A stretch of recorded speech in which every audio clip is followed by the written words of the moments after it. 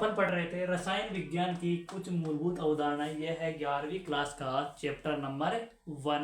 अपन ने पढ़ लिया था, इसमें द्रव की प्रकृति पढ़ ली थी। द्रव या पदार्थ, इनके बारे में अपन ने क्या कर लिया था, अध्ययन कर लिया था कि द्रव क्या होते हैं, द्रव्य पदार्थ क्या होते हैं, इनके बारे में क्या किया था अपन ने, अध्ययन कर लिया था। अब देखेंगे अपन क्या पढ़ते हैं। अब अपन पढ़ते हैं किसके बारे में, द्रव्य के आगे क्या होता है क्या नहीं होता है, इनके बारे में क्या करते हैं, अध्ययन करते हैं। अपन अब अध्ययन करेंगे द्रव्य के गुणों का अध्ययन। किसका अध्ययन करेंगे अपन, द्रव्य के गुणों का अध्ययन।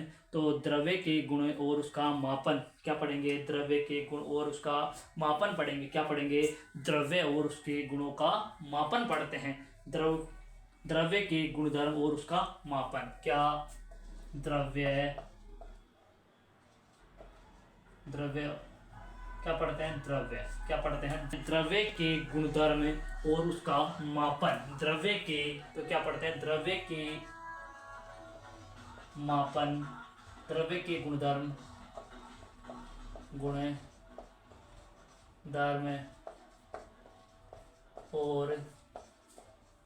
और उसका मापन। क्या पढ़ते हैं, द्रव्य के गुणधर्म और उसका मापन पढ़ते हैं। क्या पढ़ते हैं, द्रव्य के गुणधर्म और उसका मापन पढ़ते हैं। तो द्रव्य के गुण क्या होते हैं, द्रव्य के गुणधर्म दो प्रकार के होते हैं। द्रव्य के गुणधर्म कितने प्रकार के होते हैं, दो प्रकार के। तो क्या लिखेंगे, द्रव्य के गुणधर्म, यानी कि द्रव्य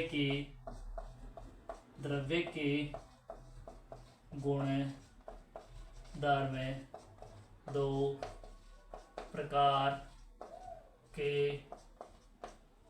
होते हैं। कितने प्रकार के होते हैं, दो प्रकार के। न कौन कौन से होते हैं, भौतिक और रासायनिक। भौतिक गुणधर्म और रासायनिक गुणधर्म कौन कौन से होते हैं। नंबर 1 भौतिक गुणधर्म, नंबर 1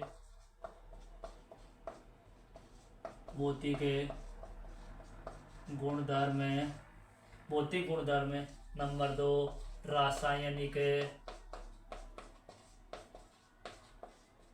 गुणधर्म। तो भौतिक गुणधर्म और रासायनिक गुणधर्म। भौतिक गुणधर्म में क्या होते हैं, वे पदार्थ। क्या होते हैं, वे पदार्थ। तो किसकी लिखेंगे अपन, भौतिक गुणधर्म की परिभाषा लिखते हैं। भौतिक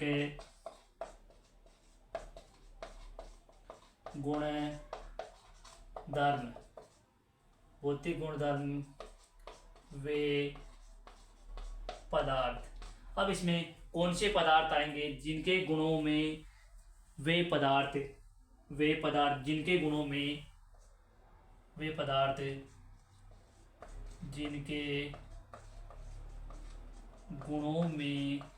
कोई परिवर्तन नहीं होता है। वे पदार्थ जिनके गुणों में कोई परिवर्तन नहीं होता है। क्या, जिनके गुणों में क्या नहीं होगा, कोई परिवर्तन नहीं होता है, या वे पदार्थ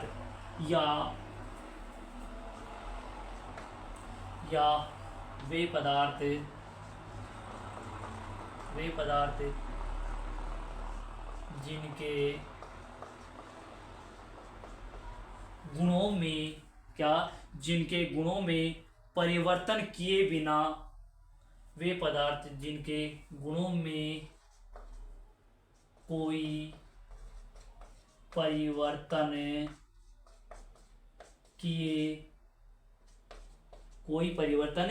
किए, यानी कि कोई परिवर्तन नहीं होता है, कोई परिवर्तन किए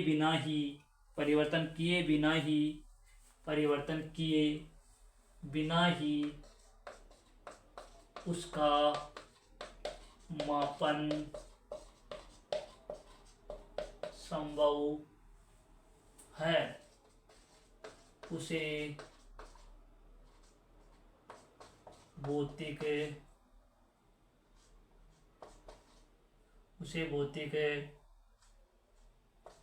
गुण धर्म कहते हैं, क्या कहते हैं भौतिक गुणधर्म में? जैसे अब भौतिक गुणधर्म में क्या आएगा? जैसे गंध है, रंग है, यानी कि रंग कोमा रंग कोमा गंध कोमा अवस्था, क्या होगी? अवस्था, गलनांक, क्वथनांक, सेकेंड कोमा गलनांक आदि। अब क्या होगा? रासायनिक परिवर्तन, रासायनिक गुणधर्म नंबर 2, रासायनिक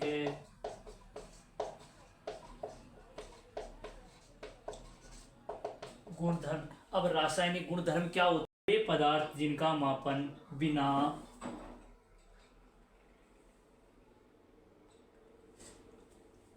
रासायनिक गुणधर्म वे पदार्थ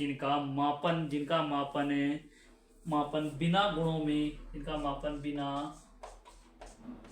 गुणों में बिना गुणों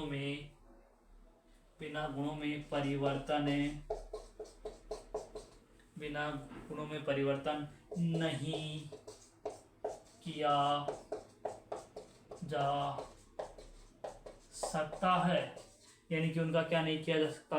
मापन करना क्या है? असंभव है। जिनका मापन नहीं किया जा सकता उसे रासायनिक गुणधर्म कहते हैं, उसे रासायनिक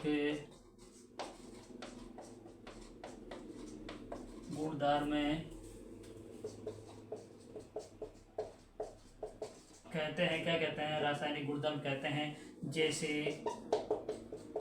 जैसे क्या क्या होगा? अम्ल है, सार है, जैसे अम्ल सार के साथ अभिक्रिया करके, जैसे अम्ल सार के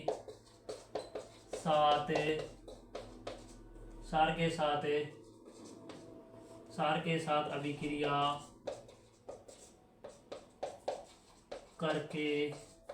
करके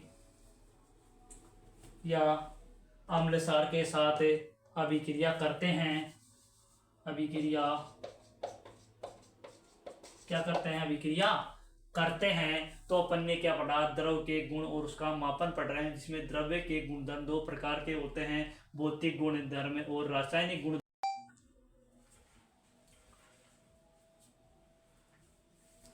रासायनिक गुणधर्मों के बाद में अपन पढ़ते हैं द्रव्यमान और भार। तो द्रव्यमान क्या होता है? द्रव्यमान पदार्थ में उपस्थित द्रव की मात्रा,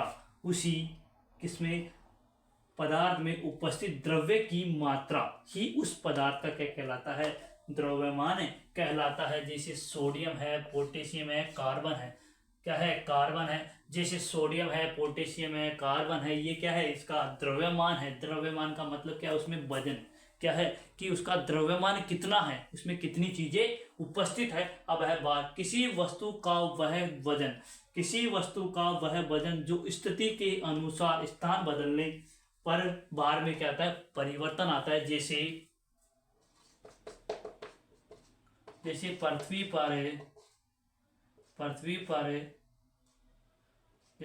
पर किसी वस्तु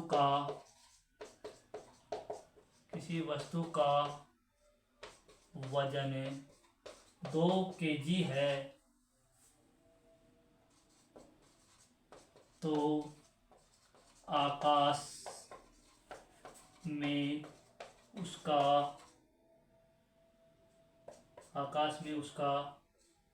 वजन 1 kg हो जाता है। अब क्या हो गया? वस्तु तो क्या है? वही है, लेकिन उसका क्या हो जाता है? वजन कम हो जाता है। क्या हो जाता है? वजन कम हो जाता है। ठीक है, अगला अपन नेक्स्ट क्लास में पढ़ेंगे।